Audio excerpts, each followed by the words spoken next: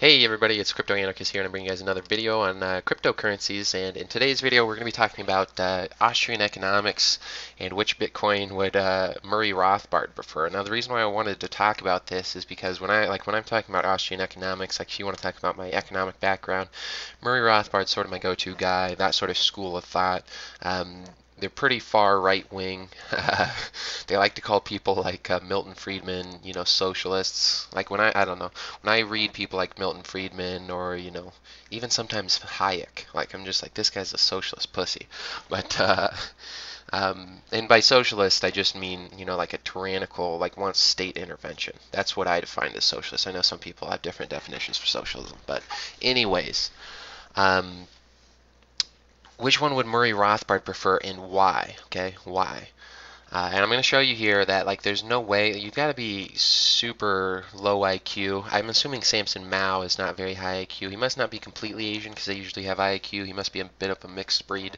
But I don't like the arguments he makes are so stupid. When he was at Economy debating Roger Ver, and he's like, Jimmy Song made a great article where he said there's crypto-Keynesians and crypto-Austrians, and crypto-Keynesians are worried about liquidity, and crypto-Austrians are worried about soundness of money. Well, we're gonna go through and talk about his little quote there, where he says that crypto-Keynesians are BCH people and crypto-Austrians are BTC people, and we're just gonna blow that out of the water because again, I don't know.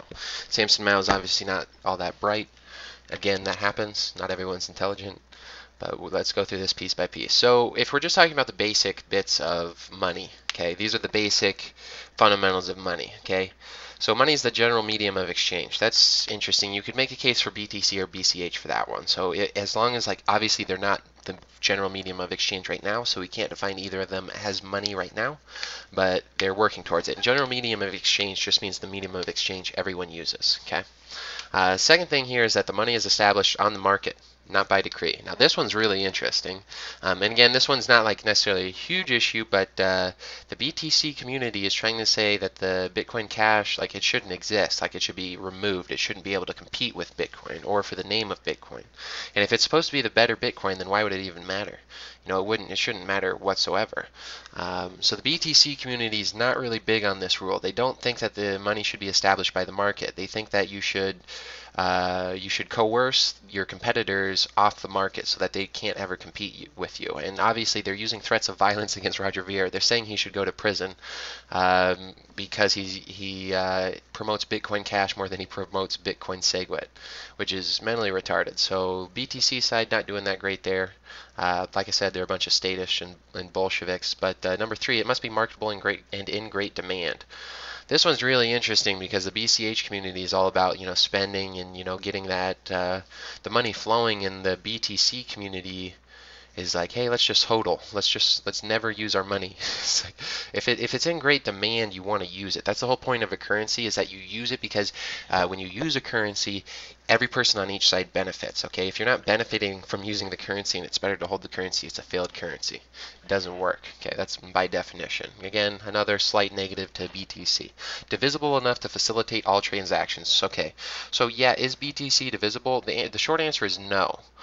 Because fees are too high. And you might say, oh, you could use Lightning. You can't use Lightning, okay? You absolutely cannot use Lightning right now. Maybe in the future you can use Lightning if they ever figure out the routing problem, which, even Vitalik Buterin said it's an NP hard problem, which means that they can't figure out the routing problem without centralizing the network. But with fees at the rate that they're at right now, BTC is only useful basically for things that are worth over a couple dollars. Otherwise, the fees it doesn't make sense to pay using BTC. So is it divisible enough to facilitate all transactions? No. Is Bitcoin Cash divisible enough to facilitate all transactions? Pretty much. I mean, it's less than a cent fee for on-chain transactions, and they are actually in Bitcoin Cash. Like I said, I've said this before. Bitcoin Cash has its own version of Lightning called Bitcoin Thunder or T-Chain. It's been being released by Emin Sarer. And if you use that, your fees are basically zero. So, like, your fees, I mean, you can even get zero fee transactions through Bitcoin Cash, but even if if you want to use T-Chain or something like that, you can get your fees down to basically zero. So there's really, is Bitcoin Cash divisible enough? It's hard to imagine any scenario where Bitcoin Cash is not divisible enough. It's very hard to imagine that. Next point, it's got to have a high value to mass ratio. Both of them have that. Obviously, there's zero mass to BTC or BCH, so Easy enough to do that. Easily recognizable and impossible to counterfeit. This one's actually kind of interesting because at first glance you would say that neither coin is impossible to counterfeit. I know people on both sides. The Bitcoin Cash community will say that the BTC coin is a counterfeit, and the Bitcoin SegWit community will say that Bitcoin Cash is a counterfeit coin, but that's not actual counterfeit. That's just a fork. Like, I know a lot of people who are into crypto right now don't understand what a fork is, and forks were entirely created for this specific problem. You know, when an I guess you could say evil party or an evil group gets in control of your blockchain, you fork. That's what it was created for, is you fork it.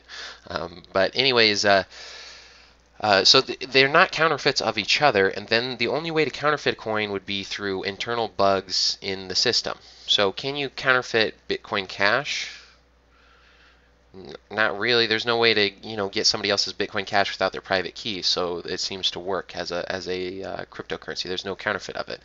But for BTC, if you've watched Peter Reisen's video on selfish mining using SegWit, technically speaking, any coins in a SegWit address can be stolen by 51% of miners. Like any coins in a SegWit address that are being spent.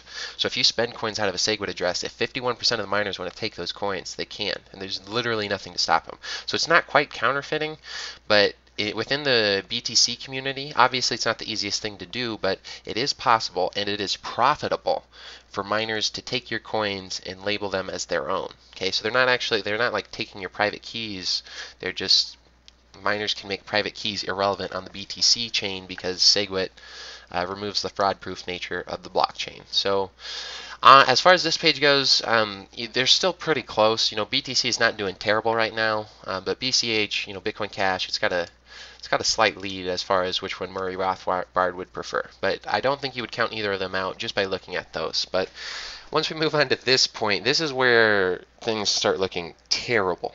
Absolutely terrible for BTC. So the next big point for Austrians is the money sound?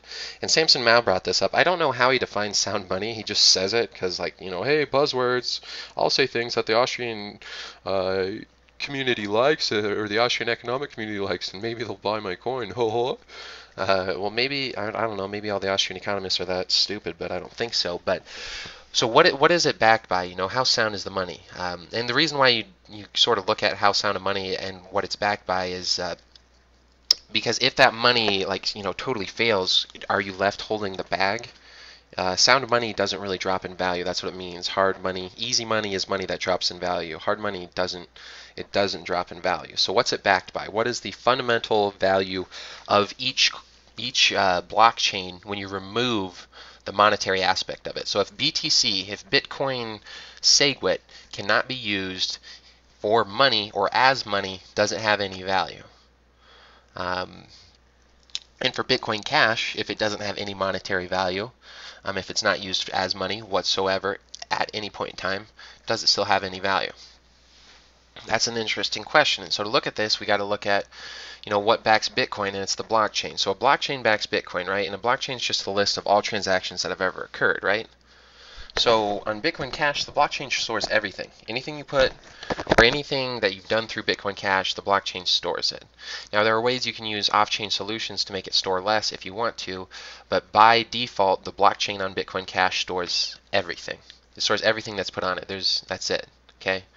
BTC, you don't store anything. It's actually the whole point of SegWit is to remove the blockchain from Bitcoin. That's not good. If the blockchain's what backs it and you're removing it and you're saying, the blockchain's not good enough, we need some second layer. Well, is your second layer what backs Bitcoin now? Because then that means that you're not actually trading Bitcoin anymore. You're trading Lightning coin. And so then we have to, so obviously if Bitcoin is not backed by its blockchain, but it's backed by the second layer Lightning network, then obviously Bitcoin Cash is the Bitcoin that Murray Rothbard would prefer because it's the only Bitcoin that exists. Okay? It's just really not a good thing. The other thing you got to remember is that Bitcoin, when it's not actually money. It's never even, I mean, it was designed to be used as money, but it's a global messaging system. It's an immutable ledger. It's an immutable messaging system where when you send a message, you can't erase it. It's there. That's what it's for. Now, the reason why it's been used as money is because money is the most valuable messaging system in the world, right? So what has the most value when you send it? Money. It's pretty simple, right? Okay, so that's why Bitcoin started as money, even though it's a global messaging system. However, if you take away the money aspect from Bitcoin Cash, it's still a global messaging system. That's quite obvious from things like Memo Cash that got released. You can still run Memo Cash on the Bitcoin Cash blockchain, even if the value of Bitcoin Cash is basically zero. You know, as long as all you need is some value to the chain, and then you can pay the fee for putting something on the blockchain, and then you have that Twitter, because all Memo Cash is, for those of you who don't know, it's a Twitter, but it's put on the blockchain so it can't ever be censored. Okay, a lot of people get censored on Twitter, mostly right-wing people. Now they can never get censored if they use something like Memo Cash. Can't be done. That's pretty valuable. You can do the same thing for things like YouTube. You can do the same things for things like music, for political radio. It doesn't matter. Anything digital, you can make it completely uncensorable and store it forever on the blockchain. Okay, this is a very, very valuable thing. If you look at things like YouTube, Pandora, Spotify, all those digital messaging systems, if you have Bitcoin Cash as a global messaging system where it does all that work and all the data that gets sent between people, if someone needs to have a record of it, if it's put on the Bitcoin Cash blockchain, that still means the Bitcoin Cash blockchain is worth trillions of dollars with a T. Trillions of dollars. That when Bitcoin Cash is not used as money. Now, obviously, we're not at that point right now where it would be worth trillions of dollars if it isn't used as money, because it's still pretty early as far as Bitcoin Cash's development goes. But let's look at Bitcoin SegWit. If Bitcoin SegWit, if it's not used as money, what are the on-chain transactions used for? You can only, there's not enough room on the blockchain to put anything there. You can't use it as a global messaging system. It doesn't have the carrying capacity.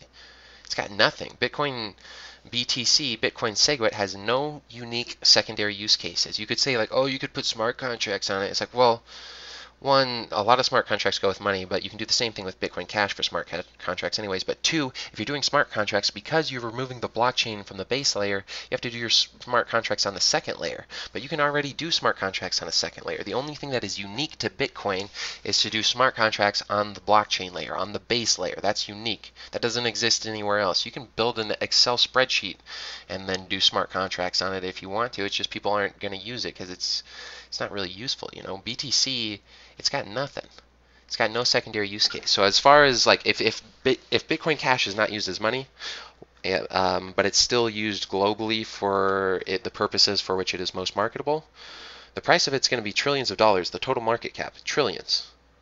If Bitcoin BTC or Bitcoin SegWit is not used as money, the price of it is going to be zero. It has no use. There's no point to it. Okay, so Bitcoin Cash wins that one by a knockout. So when Samson Mao says, oh, Bitcoin SegWit, we did this because it's more sound. No. It's not sound at all because you removed all of the blockchain's secondary use cases. Okay, they removed them. They're gone. Doesn't exist anymore. And the second thing too, when I say you can do smart contracts on BTC, you can't even do it on the main blockchain layer because they've deleted the script codes, the op codes. Can't do it. So anyone who wants to argue in comments that, oh, you can do smart contracts on BTC, no, you can't. It doesn't exist. It doesn't even exist as a function. I mean, some simple ones do, like multi-signature, but basically nothing. Going on, the next point we want to talk about is how easy is it to use it. So, Bitcoin SegWit. You can only use the Lightning Network if you have the consent of the hubs. Why? Because when you're routing through the Lightning Network, there's a very small, maybe a couple routes that your money can take. A couple. Okay, maybe a dozen at best. What if those routes don't want to route your money? Your money doesn't get routed, and then you're fucked. Okay, so Bitcoin can be used, or Bitcoin SegWit can be used as money sometimes. Bitcoin Cash can be used as money all the time. Nobody on Bitcoin Cash can censor you, because if one miner doesn't want to route your transactions, the other miners will. But with Bitcoin SegWit, if one Lightning Hub doesn't want to route your transactions, you're fucked, because that's the only route you've got. So, Bitcoin Cash is always money. Bitcoin SegWit is sometimes money. Which one do you guys think works? Which one do you guys think Murray Rothbard would prefer? Next point we're going to talk about is the liquidity crisis that Bitcoin SegWit will have. So this is in the Lightning white paper itself. If too many people try to clear channels on the main blockchain, uh, Bitcoin fails, okay, and people's money gets stolen, that's on the second layer. Everything has to freeze up on the main layer if they try not to allow people's money to get stolen. It's literally a bank run where it's like either you're going to lose all your money or they're going to freeze bank withdrawals. That's their only option. So they have to freeze withdrawals on the main blockchain with Bitcoin SegWit, and they literally spell this out in the Lightning white paper. They say the solution to having or to stopping people from losing all their money in these liquidity crises is to freeze the blockchain so that nobody can do anything. It's like, oh, great, that's great. But yeah, somehow Samson Mow still thinks that Murray Rothbard would prefer Bitcoin BTC. Okay, okay.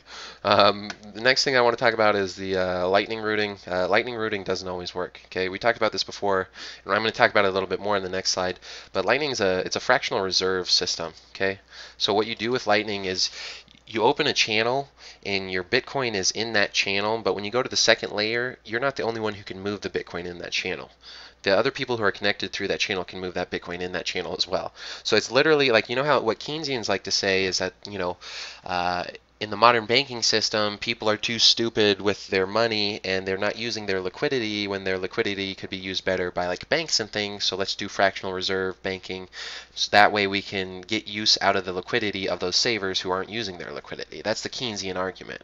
And so it really boggles my mind when Samson Mow tries to pretend he's not a Keynesian when the literal argument for the Lightning Network is, hey, your blockchain does not have enough liquidity, or you've got liquidity of people who are just holding on to their Bitcoin. So instead of them just sitting on their money and not using their liquidity, let's move their liquidity to the Lightning hubs where it will be used better. And it's like, okay, that's literally exactly what the Keynesians say why you need fractional reserves. They say that you need to transfer liquidity from the savers to other people who are just transacting in that money, or other people who are using your monetary system. In the case of fractional reserve banking, it's moved to the bankers. In the case of fractional reserve blockchains, which is what Bitcoin SegWit is, it's moved to the Lightning nodes. So the Lightning nodes or the Lightning hubs, they become the new bankers of the system. They get to make all the profit. And the other thing you got to remember is these Lightning nodes, they're making profit. The fees that they get, they're not moving necessarily only their own money. Like they're routing money through everybody, right? So they're borrowing money from other people, but they're making fees off of it. And it's really not a great system. I mean, obviously, if it turns out that the only way to stop like if there's too many people trying to use the main blockchain, if the only way to stop that is to make it impossible for people to use Bitcoin, it's kind of not a great solution. And yeah, so this last page, I'm just talking about the fractional reserve problem. So Rothbard, obviously, he's adamantly opposed to Keynesianism. And that's what Keynesians do, okay? They loan out unused deposit liquidity to banks. Now, obviously, Rothbard's not an idiot, so he would say, guess what? Your liquidity is your money, so when they're loaning out your liquidity to the banks, they're stealing from you. That's theft. Rothbard likes to argue that fractional reserves is theft, especially because it's done non-consensually, because people don't really understand what's going on. And I would agree with this, although I would say you can do fractional reserves consensually. Like, it's a real weird way to do it, and it wouldn't work in a market scenario. In a free market scenario, they would always lose. But that's a different discussion. But anyways, Rothbard hates fractional reserves. He hates the idea of, or he thinks that if you loan your unused deposit liquidity to banks, that's theft. Well, SegWit loans your unused Bitcoin liquidity to Lightning hubs. And it's all so that you can keep transactions off the blockchain. If you give your liquidity to the Lightning hubs, then guess what? They can route transactions, and then we don't have to use up as much space on the blockchain. Yay! Well, Rothbard would say that's a bunch of bullshit, and you're stealing from the Bitcoin owners. Okay, you can't have multiple people own the liquidity to one bit of money. Like if you have one Bitcoin, only one person has control over that liquidity, or that's the way it should be. That's the way the Austrians would say that it has to be. That's the way anybody who believes in free markets would say it would have to be. But on Bitcoin SegWit, they're like, nope, no way. We have multiple people who own the liquidity of one piece of money. It's like, that makes no goddamn sense. And I've said this for a long time. I have videos on this that are months old. But SegWit's it's literally fractional reserves. It's literally fractional reserves. It's absolutely terrible. And if you want to look at, if you want a visualization of this, all you have to look at is you go back, I actually made a video on this. This isn't my video, sorry. There's a guy who made a video on this decentralized thought, okay? And this guy, decentralized thought, all he's talking about here is he shows how Lightning, it's like an abacus. The Lightning Network is like an abacus. So remember, on Bitcoin Cash, it's not like an abacus because you hold your coin. But when you make this abacus analogy, it becomes quite apparent that even though you still have the money in your account, other people have access to the liquidity. So other people are using your money.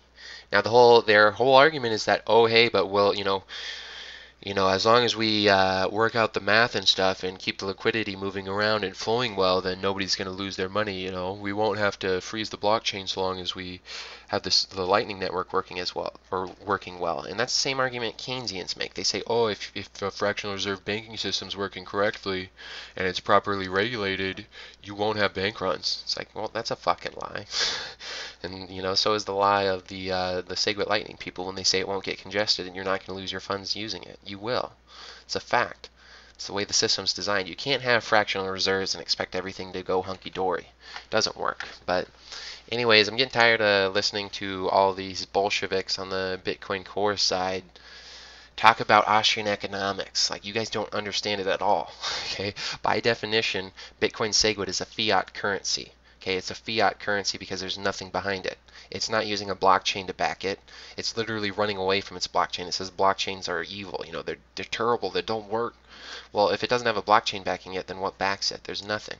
It's literally nothing. You can do everything that Bitcoin SegWit does on like an Excel sheet, and then are you going to say, oh, hey, look, this is super valuable, this Excel sheet? No. The thing that makes Bitcoin super valuable is its immutable public ledger. That's never existed before in the way that Bitcoin made it exist, and it only still exists on Bitcoin Cash. So, when Roger Ver says, hey, it's Bitcoin Cash is Bitcoin, I mean, he's right. He's absolutely right. Unless you're saying that Bitcoin is nothing new. There's nothing interesting about Bitcoin. There's nothing good about it. It's just a bunch of old technology with, a new name on it. If that's what you believe, then yeah, Bitcoin SegWit's Bitcoin. But if you think Bitcoin is something new, if it's a immutable public ledger, then you think Bitcoin is Bitcoin Cash. Now, I know for a lot of people there's a lot of cognitive dissonance going on right now with this, because it's a lot easier to fool somebody than to prove that they've been fooled. And once somebody's been fooled, there's a good chance they're going to have that viewpoint for the rest of their life, to be honest. But hopefully we can get some people out of this conditioning, although in the end it won't matter because the whole point of Bitcoin is it's a hyper-free market capitalistic currency. There's no escape from the free market attributes of Bitcoin. Okay, you can't try and force some terrible software implementations on top of Bitcoin like SegWit and expect nothing to happen. When you do terrible things like that to Bitcoin, the smart people that hold the coin, they fork it, like what happened in Bitcoin Cash, and they preserve the vision. And that preserved vision, by definition, so long as it's more true to the vision of Bitcoin, it will outcompete the other versions of Bitcoin. But anyways, I hope you guys enjoyed this video. There will be more coming out soon.